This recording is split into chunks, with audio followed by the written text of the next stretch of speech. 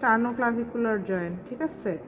এটা ক্লাভিকলের মিডিয়াল 1/3। হ্যাঁ, এই দুইটার মাঝখান থেকে 2.5 সেন্টিমিটার উপরে এটা হচ্ছে অ্যাপেক্স অফ দ্য লাং। মামা দেখেন তো ঠিক আছে?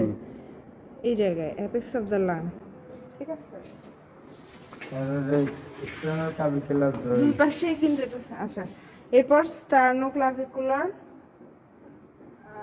জয়েন্ট, না স্টার্নোক্লাভিকুলার, এরপর স্টার্নাল অ্যাঙ্গেল।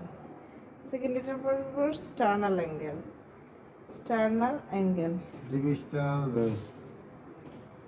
এবার হচ্ছে জিফিস্টার্নাল জয়েন্ট।